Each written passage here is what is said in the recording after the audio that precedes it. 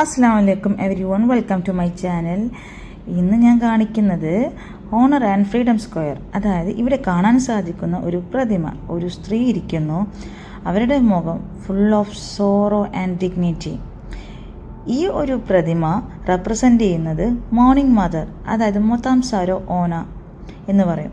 A tribute to all the mothers who lost their sons in the second world war. ആ അമ്മയുടെ മുന്നിലുണ്ട് ഒരു eternal flame, ഒരു അഗ്നി which never dies, symbolizing the undying memory of the fallen soldiers. Second world വാർ എന്ന കാലഘട്ടം എന്ന് പറഞ്ഞാൽ വളരെയധികം ഒരു കറുത്ത യുഗം തന്നെയായിരുന്നു അല്ലേ. 1941 സോവിയറ്റ് യൂണിയനും നാസി ജർമ്മനിയും തമ്മിലുള്ള ഗ്രേറ്റ് പാട്രിയോട്ടിക് വാർ എന്നതിൻ്റെ ഭാഗമായി ഉസ്ബെക്കിസ്ഥാനിലുള്ള ജനങ്ങൾ സോവിയറ്റ് യൂണിയൻ്റെ ഭാഗമായിട്ടാണല്ലോ ആ സമയത്തുള്ളത്.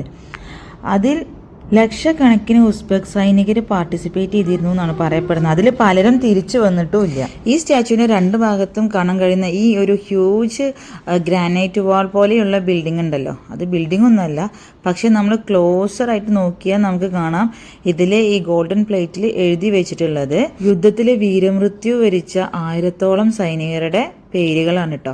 അതിൽ അവരുടെ ജന്മവർഷം, അതുപോലെ ഏത് വർഷത്തിലാണ് അവർ മരണപ്പെട്ടത് എന്നതും രേഖപ്പെടുത്തിയിട്ടുണ്ട്. വിക്ടറി ഡേ ആയി ഇവിടെ ആചരിച്ചു പോകുന്നത് മെയ് 9 ആ ദിവസം ഇവിടെ ജനങ്ങളെല്ലാം വന്നിട്ട് വൈറ്റ് ഫ്ലവേഴ്സും അതുപോലെ കുറേ റീത്തുകളും ഒക്കെ സമർപ്പിച്ചു പോകുന്നുണ്ട്. ഇവിടുത്തെ വൃത്തിയും അതുപോലെ ആർക്കിടെക്ചറൽ സ്റ്റൈലും ഒരു സ്പെഷ്യൽ ഫീൽ തരും. അതായത് നിങ്ങൾക്ക് അവിടെ കാണാവുന്നതാണ് ഇവിടുത്തെ എറ്റേണൽ ഫ്ലെയിം. അതൊരു ബ്രോൺസ് സ്ട്രക്ചറാണ്. അത് 24 hours അത് കത്തിക്കൊണ്ടേയിരിക്കും, ഒരിക്കലും അണയുന്നില്ല. ഇനി അത് മഞ്ഞാവട്ടെ മഴയാവട്ടെ അത് അണയൂല. കുട്ടികളെ കൊണ്ടും വിദ്യാർത്ഥികളെ കൊണ്ടൊക്കെ ഇങ്ങോട്ടേക്ക് ഫീൽഡ് ട്രിപ്പിൽ വരാറുണ്ട് ടീച്ചേഴ്സ്. അവരനുഭവിക്കുന്ന ഈ ഒരു ഫ്രീഡം എന്ന് പറയുന്നത് ഫ്രീ ആയിട്ടല്ല. അതായത് ഈ സ്ഥലം വിളിച്ചു പറയുന്നത് ഒരു കാര്യം മാത്രമാണ്, ഫ്രീഡം ഈസ് ഇൻ ഫ്രീ. ഒരു ജനറേഷൻ വലിയൊരു ബലി കൊടുത്തുകൊണ്ട് കൊണ്ട് മാത്രമാണ് നമ്മൾ ഇത്രയും പീസ്ഫുള്ളായി ഇവിടെ ജീവിക്കാൻ കഴിയുന്നത് എന്ന് ആ മക്കളെ അറിയിക്കാൻ വേണ്ടിയിട്ടാണ് പൊതുവെ ഇങ്ങോട്ടേക്ക് കൊണ്ടുവരുന്നത് കേട്ടോ. ഇവിടെ ഇരിക്കുമ്പോൾ ഒരു ചെറിയ ഇളങ്കാറ്റുണ്ടാവും കേട്ടോ.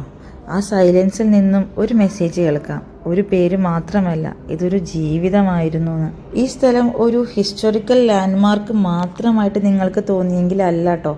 ഇവിടെ വന്ന് ഒന്ന് നിൽക്കുമ്പോൾ നമുക്ക് ഫീൽ ചെയ്യും ഒരു ഇമോഷണൽ വെയിറ്റ്, ഒരു സൈലന്റ് പവർ നമുക്ക് എക്സ്പീരിയൻസ് ചെയ്യാൻ പറ്റും. നിങ്ങൾ ടാഷ്കൻഡിലോട്ട് വരികയാണെങ്കിൽ ഈ സ്ഥലം എന്തായാലും ഒന്ന് വിസിറ്റ് ചെയ്യണം കേട്ടോ. ഓരോ കാലാവസ്ഥയിലും ഈ സ്ഥലം നമ്മളെ വന്ന് അത്ഭുതപ്പെടുത്തും, കാരണം അതിൻ്റെ മനോഹാരിത അത്രയുണ്ട്.